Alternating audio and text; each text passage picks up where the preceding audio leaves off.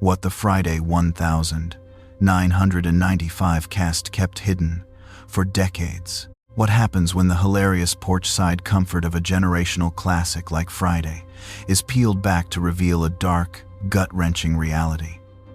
You remember the iconic quotes and the belly laughs, but you never saw the brutal truth. Legendary actors paid pocket change for a film that generated hundreds of millions, creative geniuses locked in decades-long legal wars for their own work, and beloved stars battling tragic demons that cut their lives short. The industry sold you a carefree neighborhood vibe, but the untold story is drenched in exploitation, heartbreak, and systemic greed. Welcome to Black Hollywood Uncut, where we dismantle the velvet ropes to expose the industry's most fiercely guarded secrets. Hit subscribe, brace yourself for the ugly truth, and let's dive into the madness. Ice Cube, 57, age now.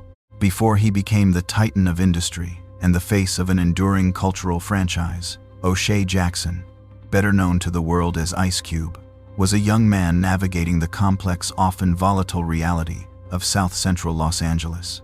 Born in 1969, he didn't just witness the neighborhood's history. He lived it, turning his observations into the hard-hitting rhymes that defined the NWA era. While he reached global stardom as the primary lyricist for some of the most politically charged rap albums in American history, Cube always harbored a different kind of ambition, the desire to capture the authentic human side of the streets. Not just the danger, but the humor and the absurdity of Use's everyday life. This vision eventually collided with his own lived experience, birthing a cinematic classic that started with a $3 million budget and a desperate, scrappy determination. Inspired by the independent DIY spirit of filmmakers who used credit cards to fund their dreams, Ice Cube and his collaborator DJ Pooh penned a script rooted entirely in the truth of their upbringing. Every punchline, every minor character, and every conflict in Friday was pulled from the fabric of their own memories. Yet translating that raw, specific energy to the screen was a grueling trial. Production lasted a mere 20 days, and Cube, ever the perfectionist, ran the set with an iron fist.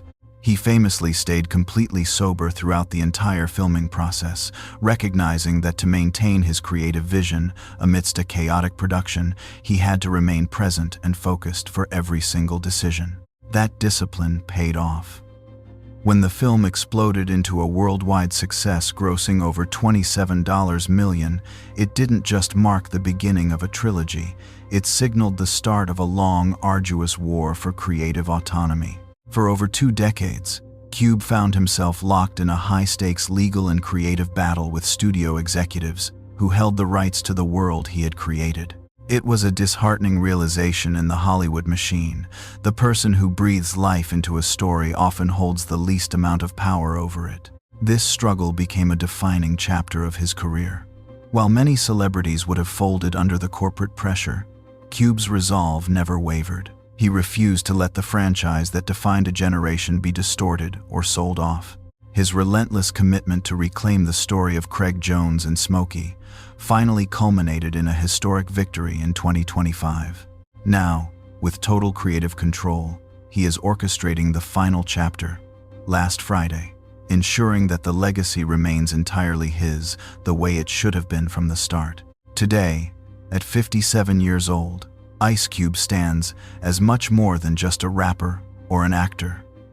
He is a testament to the power of ownership. From a groundskeeper's son in South Central to a multi-hyphenate mogul who spent 20 years fighting for his intellectual property, his journey is a masterclass in resilience. He understood that in this industry, the greatest power isn't just creating art, but holding the keys to it.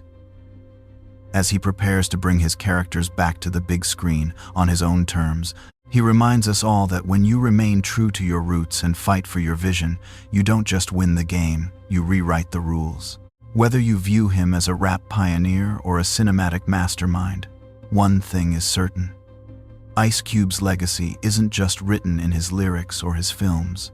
It's carved into the very foundation of how he chose to build his life. Chris Tucker, 54, age now. In the vast landscape of 1990s, comedy Chris Tucker was a supernova of raw kinetic energy. Born in 1971, he arrived in Los Angeles as a teenager, with little more than a dream and a relentless work ethic. His trajectory changed forever when Ice Cube and director F. Gary Gray spotted him performing on Def Comedy Jam, sensing an unmistakable hood authenticity in his timing that no acting school could ever manufacture. However, the path to cinematic immortality was anything but smooth. Tucker's first audition for the role of Smokey was an absolute disaster. He was exhausted from a grueling stand-up tour and completely unprepared. The casting director famously dismissed him as terrible, effectively closing the door on what would become the most iconic role of his career. If not for the intervention of F. Gary Gray and Angela Means, Smokey might have been played by another comic, and Friday might have faded into obscurity. Gray lobbied the studio for a second chance, while Means spent hours with Tucker, helping him channel his natural charisma into the character's specific frequency. The transformation was electric. Once on set, Tucker didn't just read lines, he dismantled the script. Iconic moments, like the puff puff, give instruction, or his signature physical reactions were entirely improvised in real time, birthed from a mind operating at hyperspeed. Tucker's performance gave Friday its heartbeat, turning a low-budget neighborhood story into a global phenomenon. Following the film's success, Tucker became an instant A-list celebrity, famously commanding $20 million per film for the Rush Hour franchise. Yet at the height of his fame, he made a decision that baffled the industry. He walked away from the Friday sequels, citing a profound shift toward personal faith and an increasing discomfort with the way the films glorified drug use. Tucker traded tens of millions of dollars in potential earnings for a different lane entirely. This departure fueled decades of rumors regarding rifts within the cast, but it also cemented Tucker's reputation as a man who valued his convictions over his paycheck. Today, at 54 years old, the anticipation for his return is at an all-time high. In 2025, after years of silence and speculation, the news broke that he is expected to step back into Smokey's shoes for last Friday. It is a return 3 decades in the making, proving that while Tucker pursued a path of faith and professional evolution, some characters never truly leave you. His journey from a failed audition to a global icon, to a man who walked away from millions to find his own truth, is a testament to the fact that longevity in Hollywood isn't just about the roles you play, but the integrity with which you play them. DJ Pooh, 58 age, now. If Friday is the soul of South Central Los Angeles, then DJ Pooh is the architect who drew the blueprints. Born in 1968, Mark DJ Pooh Jordan is one of the most pivotal yet underrated figures in the history of black cinema. He grew up in the same streets that the film immortalized, and his deep-seated friendship with Ice Cube was rooted in their shared frustration at seeing their neighborhood consistently portrayed through a lens of trauma rather than humanity. Pooh didn't just help write the Friday script, he lived it. The character of Smokey, the charismatic but unreliable best friend, was directly modeled after Pooh's own life experiences. He brought an authentic, granular texture to the story that made the porch conversations feel like genuine memories. The original plan was for Pooh to play Smokey himself, which made perfect sense given he understood the character's nuances from the inside out. However, the business of Hollywood often clashes with the art of storytelling. When New Line Cinema stepped in to finance the project, they demanded a recognized name to anchor the role, forcing Pooh to relinquish the part he helped author. He took the smaller, albeit memorable role of Red, choosing to watch the production unfold from the inside rather than abandon the project he had spent years crafting. There was no documented bitterness. Pooh remained focused on the project's success. Beyond the screen, Pooh's career is a masterclass in versatility. He transitioned from producing seminal hip-hop records to becoming a creative consultant for the Grand Theft Auto series, where his influence helped define the cultural texture of one of the best-selling gaming franchises in history. Yet his most significant battle remained the one for Friday. For over 2 decades, he was a vocal advocate for Ice Cube's legal war against Warner Brothers to reclaim the franchise rights. Pooh understood that the film was being held hostage by a studio executive who didn't respect the lived experience it represented. Today, at 58 years old, DJ Pooh stands as proof that the person who writes the story doesn't always receive the spotlight, but their contribution is what gives the work its permanence. While Chris Tucker's performance gave Smokey its voice, it was Pooh's pen that gave Smokey his life. He remains a foundational pillar of modern urban cinema and a silent power broker in the gaming world. His legacy is not one of fleeting fame, but of building cultural worlds that define generations. He taught us that when you create something from the truth of your own life, you don't just build a movie. You build a legacy that is worth fighting for, even if it takes 20 years to win. F. Gary Gray, 57. Age now. In the history of cinema, some directors are mere technicians who simply execute a script, while others possess a visionary instinct that fundamentally alters the trajectory of a project before cameras even begin to roll. F. Gary Gray, born in 1969, is unequivocally the latter. Growing up in the same Los Angeles streets that would eventually become the backdrop for Friday, Gray didn't need to do research to understand the project's heartbeat. His perspective was forged by the same culture, language, and social nuances that Ice Cube and DJ Pooh were attempting to immortalize. When he was handed the reins to direct a film with a shoestring budget of under $3 million and a grueling 20-day shooting schedule, he was tasked with a monumental challenge, making a story confined to a single porch feel as epic, funny, and alive as the community itself. Gray's most consequential contribution to cinematic history occurred in a quiet casting room. When the studio prepared to drop Chris Tucker after his disastrous first audition, where he was exhausted, unprepared, and failed to display even a fraction of the comedic potential the role required, Gray stepped in with absolute conviction. He didn't just see a bad performance. He saw a singular, unmanufactured spark of raw presence that he knew could define the entire film. He lobbied aggressively for a second chance, gambling his own reputation on a feeling.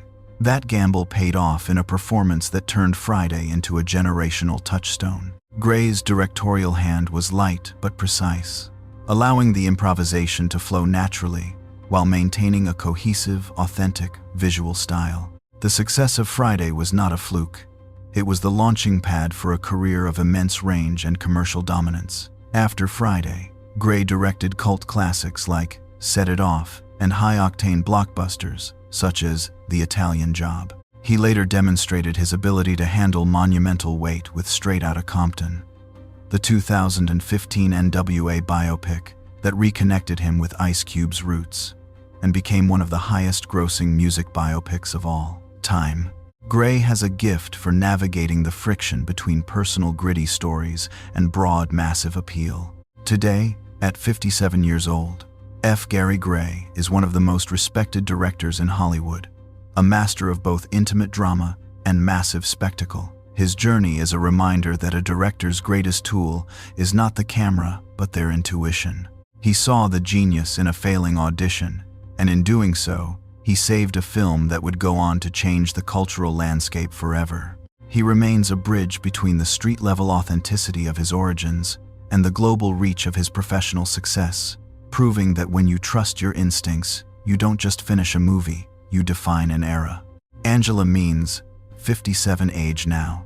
For generations of internet users, the name Felicia is not just a character. It is a universal shorthand, dismissive force used to terminate unwanted interactions instantly. Angela Means, born in 1969, is the woman behind that cultural phenomenon. But the story of how she created this iconic moment is far more complex and at times far more painful than the viral meme suggests. As a classically trained actress, Means approached the role of Felicia with an intellectual depth that the brief runtime of Friday rarely permitted. She didn't view her character as a one-dimensional nuisance. She built an intricate, tragic internal life for a woman who was fundamentally misunderstood and dismissed by her peers. Essentially a character searching for connection in a world that only had time for mockery. Mean's most legendary contribution to the film was entirely unscripted. During the scene where Felicia walks up to the porch to interrupt Craig and Smokey, the script simply called for a brief interaction. Means made an improvisational choice that would alter pop culture history. She decided that Felicia was the type of person who lacked any awareness of personal space, and she sat down directly between Ice Cube and Chris Tucker. The annoyance visible on Tucker's face was not acting, it was the genuine real-time irritation of an actor whose personal space had been invaded by a character who refused to read the room. That spontaneous, unscripted friction gave birth to the line, "Bye, Felicia," a moment of pure cinematic magic. However, the aftermath was not all applause and accolades. When the line exploded into a digital meme years later, Means found herself the target of a strange, often cruel public confusion. Strangers would approach her in public, not with the admiration an actress expects, but with the same vitriol and insults directed at her character in the film. The boundary between the woman and the nuisance she played vanished. For years, she navigated the disorientation of being famous for a line that audiences used as a weapon. A deeply traumatic experience that forced her to redefine her identity outside of the shadow of the porch. Today, at 57 years old, Angela Means has reclaimed her narrative with profound strength. She has transitioned into a successful entrepreneur, running the Jackfruit Cafe in Los Angeles, where she focuses on plant-based healing and community nourishment. She has effectively transformed the Felicia punchline into a symbol of personal resilience. She isn't just the woman who was told to leave. She is a woman who decided to write her own ending, proving that while Hollywood may try to define you by a single moment, your identity is something you choose to rebuild, nourish, and protect for yourself. Faison Love, 58, age now. In the chaotic, hyper-realistic ecosystem of Friday, few characters command the screen with the same chillingly balanced mix of levity and genuine menace as Big Worm. Born in 1968, Faison Love brought a unique, versatile range to the role of the drug supplier, whose patience for Smokey's antics is paper-thin. Love understood that for Big Worm to be effective, he couldn't rely on theatrical, over-the-top villain tropes. Instead, he played the character with a casual, terrifying stability, making his threats feel like inevitable consequences rather than cinematic bluster. This precision turned a supporting character into one of the most quotable and feared figures in the franchise's history, showcasing Love's ability to anchor a scene through pure, understated intensity. Off-screen, Love occupied a vital role as an observer of the ensemble's evolving dynamics. Because he wasn't at the center of every personal conflict that plagued the production, he was able to provide the most authentic account of the internal pressures that defined the cast. Years after the film's release, Love was the voice of honesty when it came to the persistent rumors about a rift between Ice Cube and Chris Tucker. He revealed that the breakdown of their working relationship wasn't just a matter of Tucker's religious transition, but rather deeper, more complex issues of creative credit and recognition. His perspective stripped away the polished PR narratives, offering fans a glimpse into the raw human tensions that often accompany the birth of legendary art. Love also played a key role in confirming the behind-the-scenes stakes during the casting process. He corroborated the story of Tucker's intense anxiety, revealing the palpable fear among the actors that higher-profile names like Dave Chappelle or DL Hughley might swoop in and steal the roles they were fighting to secure. Since his iconic turn as Big Worm, Faison Love has maintained a steady, respected presence in film, television, and stand-up, building a career that refuses to be tethered to any single character. He is an actor who treats every role, whether comedic or dramatic, with the same dedication to craft. Today, at 58 years old, Faison Love remains a pillar of the comedy community. He is perhaps best remembered for his pivotal 2025 public confirmation regarding the long-awaited Last Friday. For fans who watched the original chemistry fracture in real time, his word carried immense weight, serving as the bridge between the franchise's storied past and its highly anticipated future. Love's journey reflects the life of a true professional, someone who shows up, commands the frame with authenticity, and eventually earns the right to be the trusted voice that tells the real story. He reminds us that in an industry that loves to hide the truth behind myths, being a witness to history is just as valuable as being the star on the poster. John Witherspoon died, age 77 inches, 2019. John Witherspoon was, in every sense of the word, a comedy institution.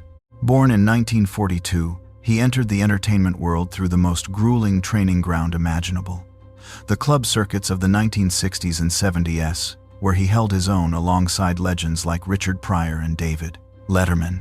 By the time he stepped onto the porch in Friday to play Willie Pops, Jones Witherspoon had already been crafting his comedic voice for 3 decades. He brought a sense of seasoned, domestic exhaustion to the character that turned Pops into the franchise's moral and comedic anchor. His bathroom scenes, of all things, became cultural touchstones, a feat that only a performer of his sheer magnetism could achieve. Witherspoon possessed an extraordinary talent for making the ordinary frustrations of fatherhood feel universally hilarious. He wasn't just playing a character, he was playing every father who had ever been pushed to his limit by the people he loved most.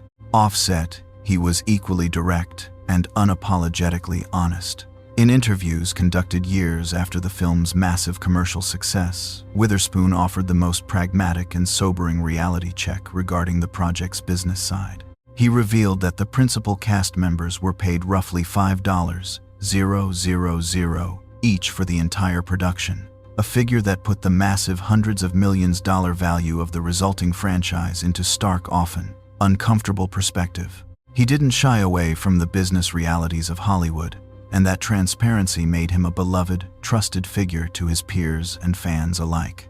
When it came to the departure of Chris Tucker, Witherspoon was equally pragmatic. He acknowledged that while Tucker's religious conviction played a part, the staggering $20 million per film paychecks from Rush Hour were the primary driver. He famously quipped that he wouldn't have come back either for that kind of career pivot, demonstrating the sharp, cynical humor that defined his entire public persona. Beyond the Friday universe, he left an indelible mark on an entirely new generation as the voice of Granddad in the animated series The Boondocks, a role that showcased his ability to evolve and remain relevant for nearly 50 years. John Witherspoon passed away on the 29th of October 2019 at the age of 77. Ice Cube publicly mourned him as a comedy legend, and his absence created an empty chair that will be felt throughout the entirety of last Friday. His life was a testament to the grit required to sustain a career in comedy, and his legacy is one of laughter that bridged decades. He wasn't just an actor, he was a master of timing, a voice of reason, and a man who understood that if you aren't willing to be honest about the business, you're just part of the punchline. He left the stage, having made the whole world laugh, which is the only kind of ending a legend like John Witherspoon ever deserved. Tommy "Tiny" Lister Jr. died aged togtrads in 2020. Before he became the menacing, unforgettable force of nature, known as Debo, Tommy "Tiny" Lister Jr. had already lived a life defined by overcoming the impossible. Born in 1958 inches, Compton, California, Lister was born with a detached retina that left him blind in his right eye. In a world that often discards those who don't fit a standard mold, Lister did the opposite. He leaned into his singular, unsettling screen presence and turned every physical disadvantage into a weapon of confidence. Before Hollywood ever caught wind of his talent, he was a collegiate shot-put champion, eventually transitioning into professional wrestling as the towering antagonist Zeus. His high-profile feuds with icons like Hulk Hogan in the late 1980s bridged the gap between sports, entertainment, and cinema, establishing a template for the physically imposing, larger-than-life character actor. When Lister arrived on the Friday set, he brought a gravity to the role of Debo that elevated the entire film. Debo was not a cartoon villain. He was the hyper-specific, recognizable terror of the neighborhood bully who takes what he wants simply because he can. Lister played him with a terrifying stillness. He didn't need to shout or flail. He possessed a wall-eyed intensity that made you believe he was capable of anything. He understood that silence was often more frightening than aggression. Ice Cube often referred to him as America's favorite bully, but he was also quick to clarify that off-camera Lister was the antithesis of the character he portrayed. To those who worked with him, he was genuinely warm, deeply generous, and possessed a good-natured spirit that felt worlds apart from the terror he radiated on screen. Lister's career flourished long after Friday, cemented his status as a cinematic icon. He appeared in blockbusters like The Fifth Element, Austin Powers, The Spy Who Shagged Me, and The Dark Knight, proving that he didn't need to be a leading man to be the most important person in a frame. His appearance in any film immediately sharpened the stakes. You knew that when Debo walked on screen, the environment had fundamentally changed. He never sought to become a Hollywood darling, but he built something arguably more durable, an instantly recognizable presence whose work left an indelible mark on multiple generations of film lovers. Tommy "Tiny" Lister Jr. passed away on the 10th of December, 2020, at the age of 62.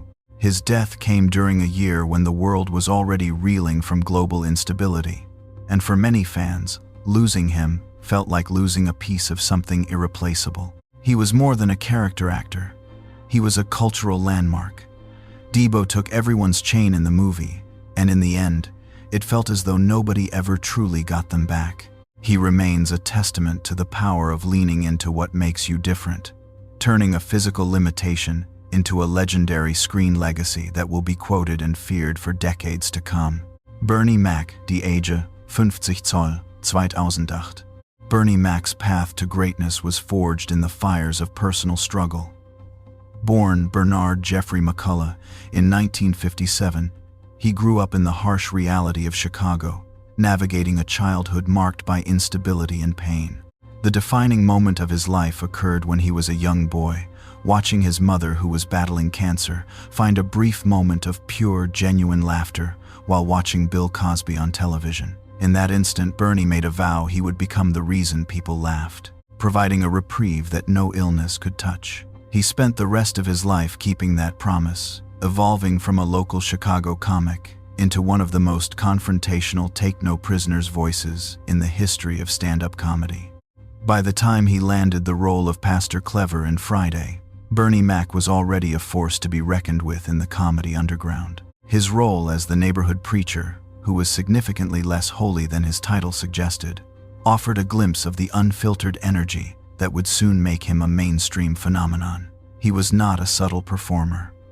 He was brutally, hilariously honest, speaking about the anxieties and absurdities of life in a way that made audiences feel he was addressing them directly. Friday widened his platform, introducing his unique brand of confrontational vulnerability to a global audience that hadn't yet discovered the raw power of his stand-up.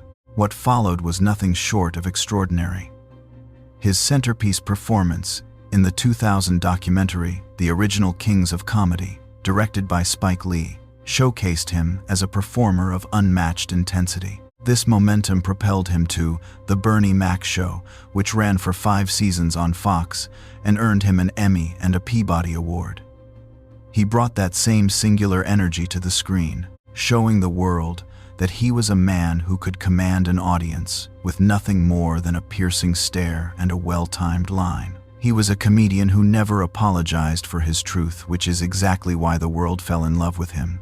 Bernie Mac passed away on the 9th of August 2008 at the age of 50 due to complications from sarcoidosis, a chronic inflammatory disease he had quietly battled for years. His sudden passing left a void that still resonates within the comedy industry today. He succeeded in his childhood mission. He made his mother laugh, and then he made the entire world laugh with him. His life was the ultimate success story, proving that while our beginnings may be defined by pain, our ends can be defined by the joy we leave behind. He remains a legend whose spirit is a constant reminder that the most powerful thing you can do for the world is to provide a reason for laughter. Anthony A.J. Johnson, die, age 55 inches, 2021. The devastating history behind Friday leaves us grappling with a deeply uncomfortable reality. From comedy titans like John Witherspoon and A.J. Johnson, receiving mere crumbs of the franchise's massive success, to the tragic, premature losses of four legends who defined the film's soul, it is clear the machine thrives while the pre-edited creators suffer. This forces us to confront a volatile question. Does the Hollywood system intentionally exploit black talent, knowing their cultural impact will outlive the financial abuse they endure? Or are we as fans complicit for idolizing the art while ignoring the wreckage left behind? I want your completely unfiltered thoughts. Drop your fiercest opinions in the comments below to ignite the debate. Hit subscribe and keep it locked to Black Hollywood Uncut for more explosive truths.